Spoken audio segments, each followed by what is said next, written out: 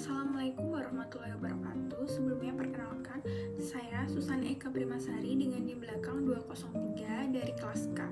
Di sini saya akan mempresentasikan penelitian saya yang berjudul Pengendalian Tanah Terlantar sebagai Strategi Reforma Agraria di Indonesia. Lalu presentasi ini akan membahas bagaimana pengendalian tanah terlantar dapat menjadi solusi untuk mengatasi ketimpangan kepemilikan tanah yang terjadi di Indonesia saat ini. Lalu slide yang pertama, latar belakang. Permasalahan mendasar dalam sektor pertanahan di Indonesia adalah adanya ketimpangan pola kepemilikan tanah yang sangat tinggi. Kondisi ini diperparah oleh jutaan hektar tanah yang ditelantarkan oleh pemegang hak atas tanah.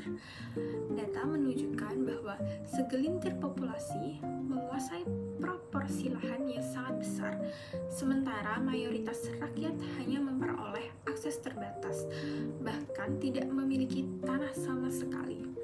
Untuk mengatasi masalah ini, pemerintah memiliki dasar hukum yang kuat, yaitu Undang-Undang 1945 Pasal 33 Ayat 3 yang menyatakan bahwa tanah dikuasai negara untuk kemakmuran rakyat.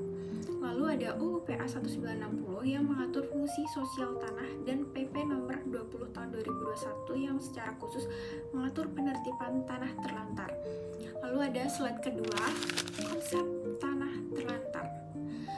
Tanah terlantar menurut regulasi yang berlaku adalah tanah yang sudah diberikan haknya oleh negara, tetapi tidak diusahakan, tidak dipergunakan, atau tidak dimanfaatkan sesuai dengan tujuan pemberian hak tersebut.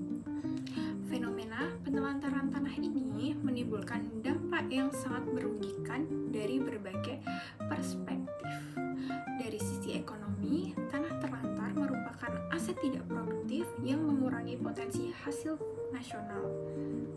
Dari sisi sosial, keberadaan tanah terlantar di tengah tingginya permintaan masyarakat akan tanah menciptakan ketegangan sosial dan konflik agraria. Lalu dari sisi lingkungan, penelantaran tanah dapat menyebabkan degradasi lahan dan hilangnya fungsi ekosistem. Sedangkan dari tinjauan hukum, penelantaran tanah mencerminkan lemahnya penegakan prinsip fungsi sosial tanah. Slide yang ketiga, landasan hukum pengendalian. Pengendalian tanah terlantar memiliki landasan konstitusional yang kuat dari pasal 33 ayat 3 UUD 1945 yang memberikan legitimasi hak menguasai negara. Melalui hak ini, negara memiliki kewenangan untuk mengatur, mengurus, dan mengawasi penggunaan dan pemanfaatan tanah demi kesejahteraan masyarakat. Selanjutnya ada UU PA yang memberikan landasan operasional melalui beberapa pasal penting. Pasal yang pertama, pasal 6 UU PA menegaskan bahwa semua hak atas tanah mempunyai fungsi sosial yang berarti pemegang hak wajib memanfaatkan tanahnya dengan memperhatikan kepentingan sosial. Lalu yang kedua, pasal 15 UU PA memberikan kewenangan kepada pemerintah untuk mencegah usaha-usaha yang bersifat monopolistik dan merugikan rakyat.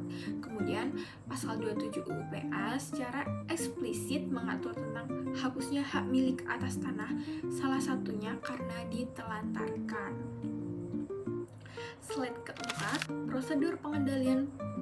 Nah, proses penetapan tanah terlantar dilakukan melalui beberapa tahapan yang sistematis. Tahapan yang pertama adalah identifikasi, yaitu melakukan pendataan dan inventarisasi terhadap tanah-tanah yang terindikasi terlantar. Tahap yang kedua ada penelitian lapangan untuk memverifikasi kondisi fisik tanah dan mendengar keterangan dari pemegang hak. Tahap ketiga, ada pemberian peringatan kepada pemegang hak untuk memanfaatkan tanahnya dalam jangka waktu tertentu. Dan tahap terakhir adalah penetapan melalui keputusan Menteri Agraria dan Tata Ruang. Jika tidak ada tanggapan atau perubahan dari pemegang hak setelah ditetapkan sebagai tanah terlantar, maka hak atas tanah tersebut hapus dan tanah menjadi dikuasai langsung oleh negara untuk kemudian dapat dialokasikan dalam program reforma agraria.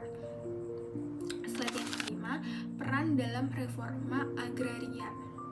Pengendalian tanah terlantar memiliki peran strategis dalam pelaksanaan reforma agraria di Indonesia. Tanah yang dikuasai kembali oleh negara akibat penelantaran dapat didistribusikan kembali kepada masyarakat yang lebih membutuhkan, khususnya petani tidak bertanah, buruh tani, dan masyarakat miskin di perdesaan. Redistribusi ini diharapkan dapat mengurangi kesenjangan kepemilikan tanah dan meningkatkan akses masyarakat terhadap sumber daya produktif. Selain itu, pemanfaatan tanah terlantar juga berkontribusi terhadap peningkatan ketahanan pangan nasional melalui perluasan areal tanam komoditas pangan strategis serta mendukung ketahanan energi melalui pengembangan tanaman energi.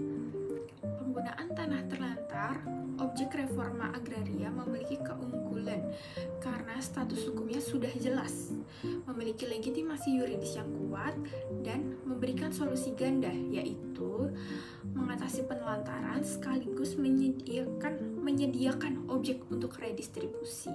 Kemudian slide yang keenam, hambatan implementasi. Meskipun memiliki landasan hukum yang kuat, implementasi kebijakan pengendalian tanah terlantar menghadapi berbagai tantangan dan hambatan.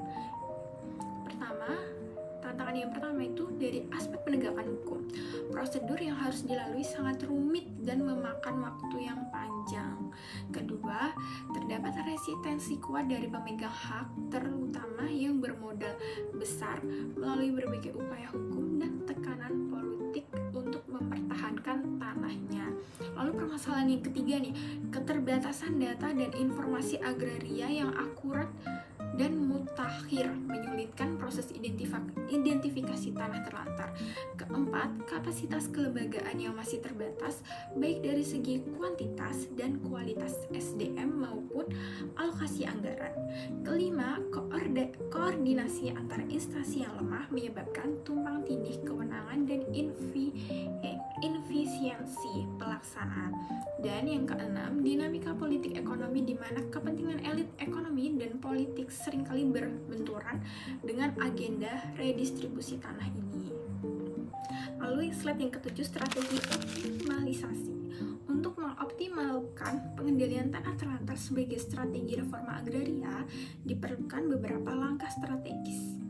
Langkah pertama, komitmen politik yang kuat dan konsisten dari pemerintah dengan menjadikan program ini sebagai program prioritas nasional. Kedua, penyederhanaan prosedur tanpa mengorbankan kapasitas hukum melalui penetapan SOP yang jelas dengan batasan waktu yang tegas untuk setiap tahapan. Ketiga, pembangunan sistem informasi agraria yang terintegrasi dengan memanfaatkan teknologi GIS dan penginderaan jauh untuk mempercepat identifikasi. Keempat, penguatan kapasitas kelembagaan melalui peningkatan kuantitas dan kualitas SDM, serta pembentukan satuan tugas lintas instansi. Kelima, pemberdayaan masyarakat melalui keterlibatan aktif organisasi petani dan masyarakat sipil dalam identifikasi, pengawasan, dan persiapan penerima redistribusi. Dan keenam, ada alokasi anggaran yang memadai untuk mendukung seluruh tahapan program dari identifikasi hingga pendampingan pasca redistribusi. Lalu slide yang ke-8, kesimpulan. Pengendalian tanah terlantar memiliki landasan hukum yang kuat dari UUD 1945 dan UU PA sebagai strategi penting reforma agraria untuk mengatasi ketimpangan kepemilikan tanah di Indonesia. Kebijakan ini memberikan solusi ganda dengan mengatasi penelantaran tanah sekaligus menyediakan objek redistribusi kepada petani tidak bertanah, buruh tani, dan masyarakat miskin perdesaan yang berkontribusi pada ketahanan pangan dan energi nasional. Namun, implementasinya menghadapi hambatan kompleks seperti prosedur yang rumit, resistensi pemegang hak, keterbatasan data dan kelembagaan, serta dinamika politik ekonomi. Keberhasilan program ini bergantung pada komitmen politik kuat, penyederhanaan prosedur, sistem informasi terintegrasi, penguatan kapasitas kelembagaan, pemberdayaan masyarakat, dan alokasi anggaran yang memadai.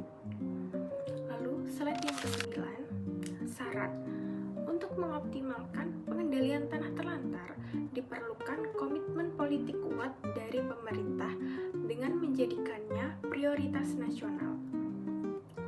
Penyederhanaan prosedur melalui SOP yang jelas, pembangunan sistem informasi terintegrasi berbasis teknologi, penguatan kapasitas SDM dan anggaran, serta pemberdayaan organisasi petani dalam identifikasi dan pengawasan. Semua pihak, baik pemerintah pusat, daerah, Kementerian ATR atau BPN maupun masyarakat sipil harus bersinergi untuk mewujudkan keadilan agraria. Demikian presentasi dari saya. Pengendalian tanah terlantar adalah upaya mewujudkan keadilan sosial dan kesejahteraan rakyat sebagaimana diamanatkan dalam konstitusi.